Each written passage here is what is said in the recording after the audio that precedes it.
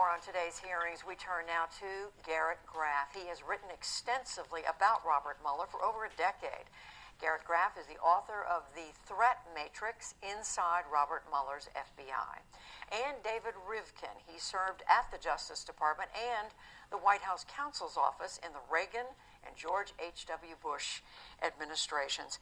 Hello to both of you, and I should point out, David Rivkin, that it emerged in today's hearings that it was President Reagan who initially nominated Robert Mueller for his first job as a prosecutor, and President George H.W. Bush, Bush 41, who nominated him for another position at the FBI. David Rivkin, what is your main takeaway, though, from today? My main takeaway that it was a good day, I think, for all sides. Did you say all sides? All sides. I think the special counsel did a good job. He stuck to the report. I happen to think that the main takeaways were the same as you can get from the report. I think the effort to suggest that he's indicated something that is damaging the president is partisan spin. I frankly don't think the Republicans have done much damage to Mr. Mueller's credibility, and I have a lot of regard for him. I frankly think it was non-event. It was kind of a intellectual equivalent of a 9 of the Y2K. Much anticipated, not much took place. So did you say non-event? I just want to make sure I understand. Yes, I think substantively it was a non-event. Garrett Graff, you've been following Robert Mueller for a long time. How did you read his performance today and how he advanced or changed our understanding of what happened?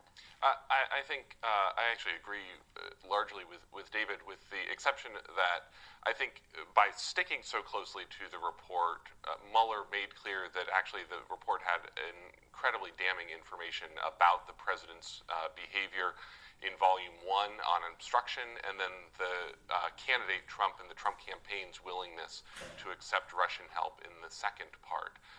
But I do think, along with David, that I'm not really sure that this substantially moved the needle for either side today, in part because Mueller really went out of his way time and time again to avoid saying anything or giving any of the sort of incriminatory sound bites that I think the Democrats were waiting for. And yet, as we've been discussing, David Rivkin, we did hear Robert Mueller answer a series of questions about how truthful, how credible he found the president's answers.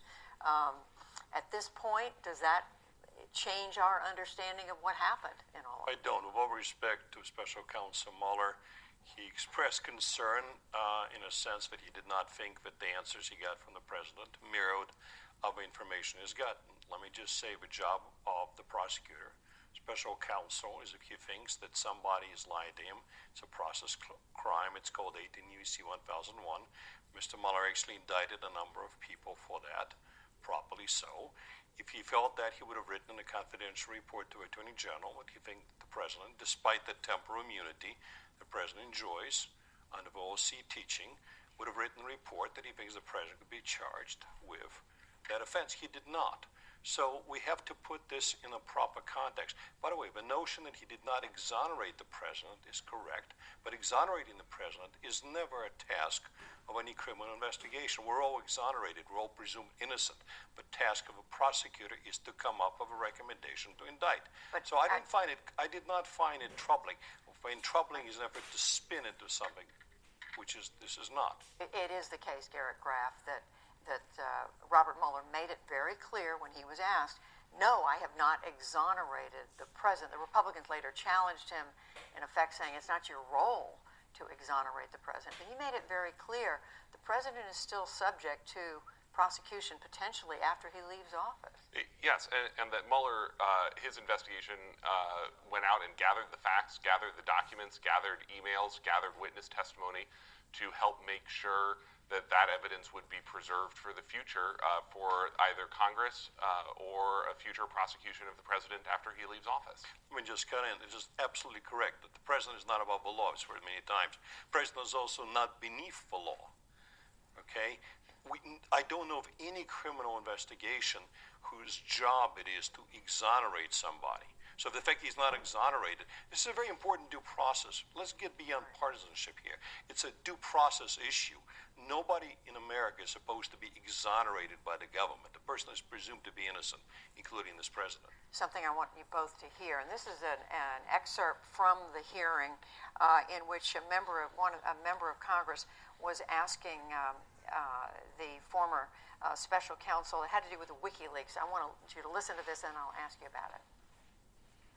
Director Pompeo assessed WikiLeaks in one point as a hostile intelligence service. Given your law enforcement experience and your knowledge of what WikiLeaks did here and what they do generally, would you assess that to be accurate or something similar? How would you assess what WikiLeaks does? Absolutely, and they are currently under indictment. It's Julian Assange. But would it be fair to describe them as, you would agree with Mr. Director Pompeo, that's what he was when he made that remark, that it's a hostile intelligence service, correct? Yes. If we could put up slide 6. This just came out, WikiLeaks. I love WikiLeaks. Donald Trump, October 10th, 2016. This WikiLeaks stuff is unbelievable. It tells you the inner heart. You got to read it. Donald Trump, October 12th, 2016. This WikiLeaks is like a treasure trove. Donald Trump, October 31st, 2016. Boy, I love reading those WikiLeaks. Donald Trump, November 4th, 2016. Do any of those quotes disturb you, Mr. Director? I'm not certain. I would say. How do you react to that? It's probably problematic is an understatement in terms of what it displays, in terms of giving some,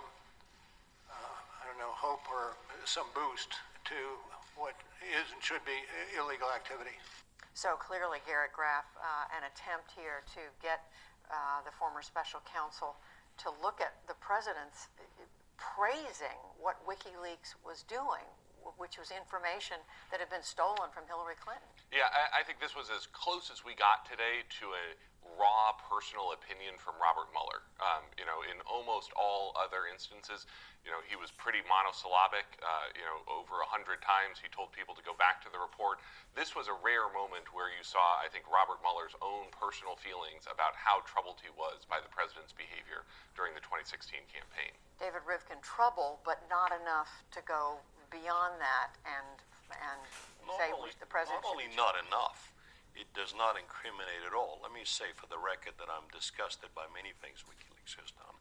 Let me also say for the record, if you look at some of the previous statement by Democrats about WikiLeaks' previous leaks, long before the Trump got into office, there's a lot of praise there. But to me, there's something fundamentally wrong as a matter of process to do something that really is a critique of a president's personality, of president's policy statements, and wrap it into the context of criminal indictment. As a lawyer, I don't know of any legal argument why praising somebody doing bad things or illegal things can amount even to an element of an offense. Where do you go ahead, if I can respond to that, though, I do think that there's a fair question in this about whether we should, there's a question of what's legal, and that's part of this.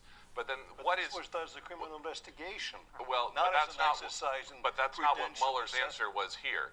And I do think that there's a fair question of whether the president and elected leaders should be held to a higher moral and ethical standard in their behavior in terms of the behavior that we want to condone in our democratic system. I don't mind that criticism of the president. I very much mind as a lawyer and as an American citizen, when this criticism comes in the context of a multi-year criminal and law enforcement investigation of a president. The context is wrong. The process is wrong. Where do you see this going from here, Garrett Graff? I mean, we've now had this long-awaited testimony. The former special counsel has spoken.